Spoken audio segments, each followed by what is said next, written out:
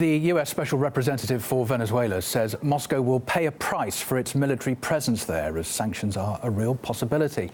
Russia's refusing to pull its forces out of the country following demands from President Trump. There are things we can do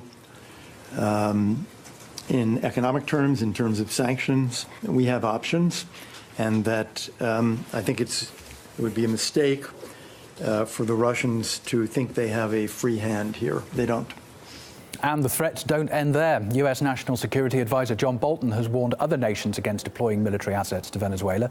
He said such actions would be viewed as a direct threat to peace and security in the region, hinting on a strong response. But while Washington is all in what it says is bringing democracy to Venezuela, it seems that not many other countries are eager to follow the lead. And you're still at 54? Yes. So the number is static, and you haven't had any success in convincing anyone else to join your... That's right. All right. Okay, let's go Fox. Two Russian military planes touched down in Venezuela in the past week, carrying around 100 troops. Moscow says their presence is allowed under an agreement struck 18 years ago with Caracas, but that hasn't satisfied Washington. President Trump says Russia should leave the country or face the consequences. The chairman of the Russian Senate's Foreign Affairs Committee says it's not for Washington to decide who should be in Venezuela. Everything is legal, everything is transparent, and everything goes according to our bilateral agreements, where no other third state, like the United States of America, has any right to express their opinion about how it will go on. While Washington tries to drive Russia out of Venezuela, let's see where the US military has a presence abroad. These are some of the bases in countries hosting at least 1,000 US troops. The map doesn't include NATO bases, by the way, which also host American military personnel. And just to compare, you can see there Russia's military presence beyond its borders. 8 out of 9 encircle Russia itself. All are countries of the former Soviet Union, except, of course, for Syria.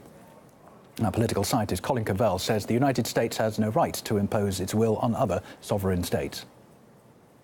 It's obviously a double standard, and most of the world will see it as a double standard. They'll see it as hypocritical. They'll see it as a violation of international law for one country to assert its hegemonic dominance, influence, and ability to command and control the rest of the world, while denying any other country the ability to support its allies in other parts of the world. So yes, this is a double standard. It's hypocritical.